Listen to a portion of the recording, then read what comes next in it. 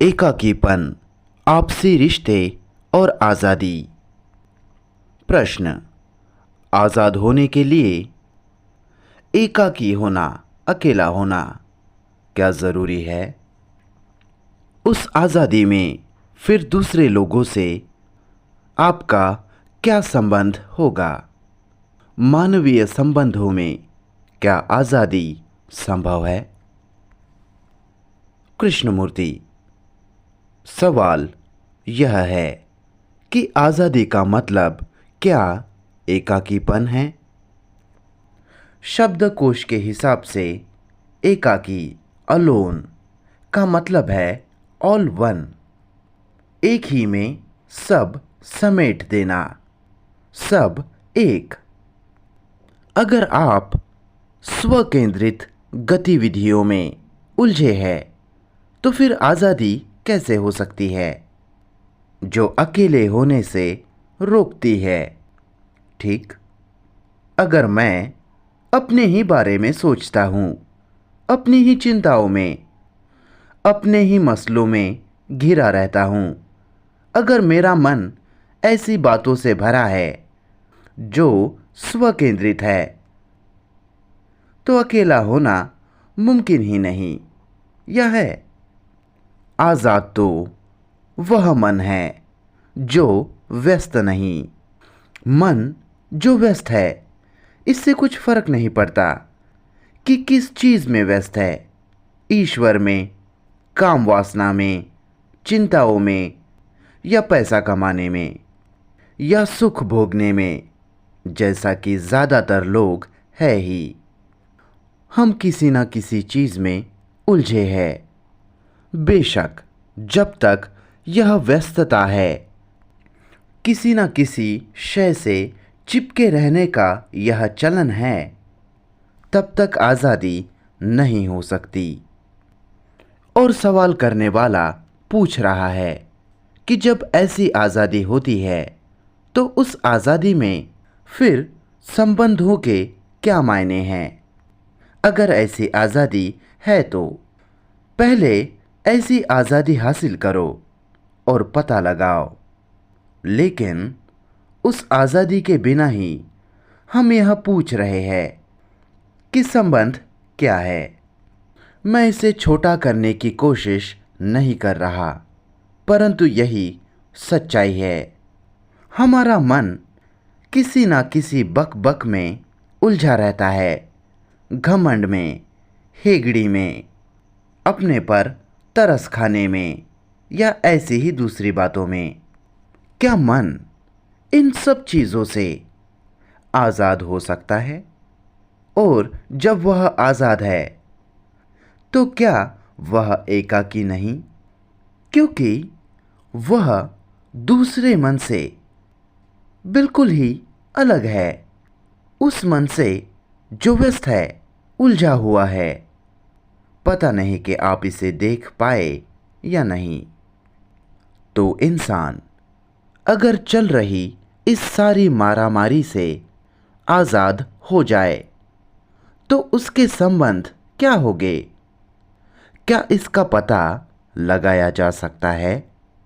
इसका पता लगाने के लिए हमें उस सारे बोझ को उतार फेंकना होगा जिसे हम ढो रहे हैं, व्यस्तता के सारे सामान को, चेतना की सारी सामग्री को। वही तो आज़ादी है। तब फिर क्या होता है? जब आप तो आज़ाद है लेकिन दूसरा नहीं है। एक आदमी के रूप में आप सारी चिंताओं से, सारी उलझनों से छूट सकते हैं जो व्यस्त रखती है, लेकिन दूसरा अभी फंसा है। तो आप दोनों में क्या रिश्ता होगा? यह व्यक्ति जो कि आज़ाद है, उसकी उस दूसरे व्यक्ति के प्रति क्या जिम्मेदारी है जो कि मुक्त नहीं? अब आप प्रेम के बारे में बात करना चाहोगे। आज़ादी की इसमें क्या भूमिका होगी? जिसका मतलब है एक ऐसा आदमी जो उलझा नहीं है, समस्याओं और तरह तरह के बोझ तले जो दबा नहीं है, उसका उस दूसरे आदमी से क्या रिश्ता होगा जो मुक्त नहीं? क्या उस रिश्ते में प्यार है? क्या ऐसा नहीं कि सिर्फ उसी सूरत में ही प्यार हो सकता है? गौर करें कि प्यार शब्द से आपका मतलब क्या है। जरा ध्यान से शब्द को उस वस्तु से अलग रखें। क्या है वह चीज जो तब सामने आती है जब आप शब्द को एहसास से अलग करते हैं? आप दूसरों से प्यार करते हैं। क्या है वो जिसे प्यार करते हैं आप? जी हाँ, आप प्यार करते हैं, नहीं करते क्या? बीवी बच्चों से, पति पत्नी, अपने यार से, या जो भी आप नाम दे उसे, आप प्यार करते हैं। जब आप इस शब्द का इस्तेमाल करते हैं तो उसके अर्थ क्या होते हैं आपके लिए? क्या प्यार का कोई मकसद होता है? मेहरबानी करके सिर मत हिलाइए। हमारे लिए तो यह मकसद है, क्योंकि दूसरे को आप काम सुख देते हैं, खाना पकाते हैं, उसका दूसरी सुविधाएं देते हैं, निर्भर है आप उस पर, मलकियत है आपकी, वह दबाते हैं उसे, चिपके रहते हैं उससे। मोह, ममता, कब्जे की भावना सब शामिल है इसी में। जलन, गुस्सा, नफरत, डर, चिंता, क्योंकि आप उसे खो सकते हैं, ऐसी ही भावनाएं उठती है और उसे आप प्यार कहते हैं। ठीक है, हम कोई सन की नहीं हो रहे, सिर्फ सच्चाई ही दिखा रहे हैं। प्रेम का पता लगाने के लिए क्या मानव को इस सब से आज़ाद नहीं होना होगा? मोह और आसक्ति से मुक्ति, हम इसका खुलासा करते हैं। जब कोई मोह में पड़ता है तो वह क्या शय है जिससे उसे आसक्ति है? मान लीजिए कोई किसी मेज से जुड़ा है। क्या मायने हैं उस जुड़ाव के? खुशी, मालकियत की भावना, व्यवहारिक फायदा, यह भावना कि एक शानदार मेज है और मुझे उसे अपने पास रखनी है, वगैरह वगैरह। तो जब कोई आदमी दूसरे से जुड़ता है, लगाव रखता है, तो होता क्या है? अगर कोई आपके मोह में पड़ा है तो उस आदमी की भावना क्या है जो आपके साथ जुड़ा है? उस मोह में मलकियत का गर्व है, काबिज होने की भावना, खो जाने का डर। वह आदमी कहीं खो ही ना जाए, उसी से जलन उठती है, जिससे मोह और भी ज़्यादा मजबूत होता है। मलकियत की ख्वाहिश और भी जोर पकड़ जाती है।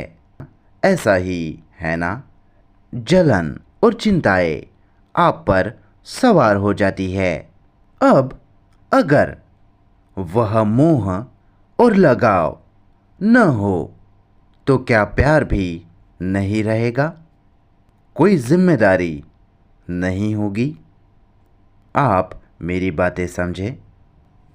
ज़्यादातर लोगों के लिए प्यार का मतलब है इंसानों के बीच में भयंकर द्वंद्व, टकराव। इस तरह रिश्ते एक निरंतर चिंता की वजह बन जाते हैं।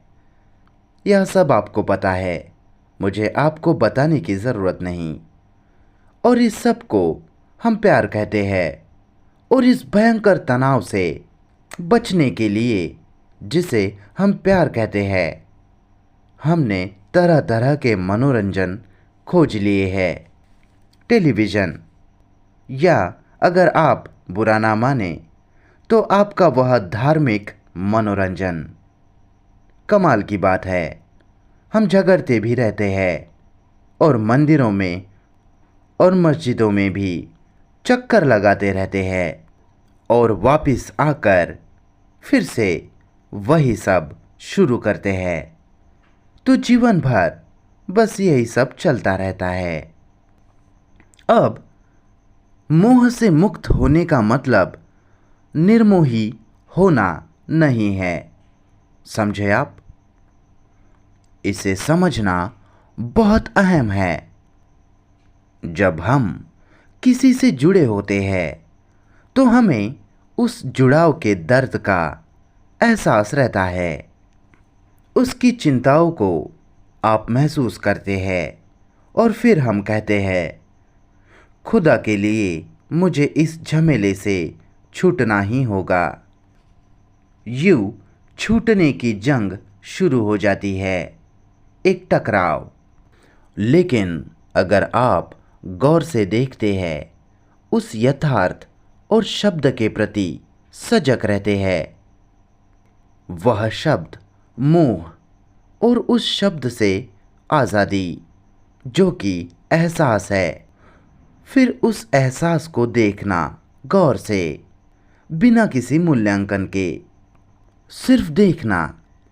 फिर आप देखेंगे कि इस तरह गौर से देखने भर से ही वहाँ कुछ घटता है, बिल्कुल ही अलग तरह की कोई लहर, जो न तो मोह है न ही निर्मोह, समझे आप? जब हम यह बात कर रहे हैं, आप करके देख रहे हैं इसे, या सिर्फ शब्दों से ही झोली भरे जा रहे हैं? आप जानते हैं कि आप मोह में फंसे हैं, जानते हैं ना? इससे कुछ फर्क नहीं पड़ता कि किसके मोह में पड़े हैं, इसके या उसके, किसी विश्वास के, पक्षपात के, किसी निष्कर्ष के, किसी आदर्श आदमी या किसी घर से जुड़े हैं आप। यह जुड़ाव एक तरह की सुरक्षा देता है, जो कि झूठी है, ठीक? किसी भी चीज़ से जुड़ना एक भ्रम है, क्योंकि वह चीज़ बदल सकती है। तो आप सिर्फ उस छवि से ही जुड़ते हैं जो आपने उस चीज़ के बारे में बना ली है। पता नहीं कि आप समझ रहे हैं या नहीं। क्या आप इस जुड़ाव से मुक्त हो सकते हैं, ताकि वह जिम्मेदारी उभर कर आ सके जो कोई फर्ज नहीं है? जब कहीं कोई जुड़ाव न हो, उस सूरत में फिर प्यार क्या है? आप सवाल को समझें। देखें, अगर आप किसी कौम से जुड़े हैं, कौमी अलगाव में आपकी श्रद्धा है, जो कि कबीलावाद का ही एक सुधरा हुआ रूप है, कुछ महिमा मंडित, और आप उससे जुड़े हैं। वह करता क्या है? यह बंटवारे खड़े करता है या नहीं? मैं एक हिंदू के रूप में अपनी कौम से बुरी तरह से जुड़ा हूँ और आप अपनी कौम से जुड़े हैं, जर्मन, फ्रेंच, इटालियन या इंग्लिश। तो हम अलग अलग हैं, इसलिए तो जंग होती है और उसके साथ जुड़े वह सभी झमेले चलते रहते हैं। अब अगर वहाँ कोई जुड़ाव नहीं है, आप किसी से नहीं जुड़े, तो क्या होता है? क्या वह प्रेम है? पता नहीं कि आप समझ रहे हैं या नहीं। क्या हम एक दूसरे को थोड़ा बहुत समझ पा रहे हैं? तो मोह और जुड़ाव बंटवारे खड़े करता है, तोड़ता है हमें, ठीक? मैं अपने विश्वास से जुड़ा हूँ और आप अपने विश्वास से जुड़े हैं, इसलिए यह अलगाव है। ज़रा इसके नतीजों को देखें, परिणाम क्या है इसका? तो जहाँ कहीं भी जुड़ाव है, वही अलगाव भी है। और इसलिए वहाँ टकराव भी है। और जहाँ टकराव है वहाँ प्यार तो हो ही नहीं सकता। तो फिर हमारे ये रिश्ते वे भले आदमी के रूप में हो या औरत या फिर किसी भी रूप में, क्या है जब आदमी आज़ाद होता है तो दूसरों के साथ उसका रिश्ता क्या होता है? समझे आप? मोह और जुड़ाव से मुक्ति और उनसे जुड़े तमाम नतीजों से। क्या यही शुरुआत है? मैं सिर्फ शुरुआत शब्द का इस्तेमाल कर रहा हूँ, इसे पकड़ मत लीजिएगा। क्या यह करुणा की शुरुआत है? रहमदिली की? समझ रहे हैं ना? जब वह कोई कौम नहीं, नहीं किसी विश्वास का जाल है, नहीं आप किसी आदर्श या निर्णय से जुड़े हैं, तभी आदमी एक आज़ाद इंसान होगा और दूसरों से उसका रिश्ता उसी आज़ादी से निकलेगा, प्रेम और रहमदिली से। है या नहीं? पता नहीं कि आप इसे समझ पा रहे हैं या नहीं।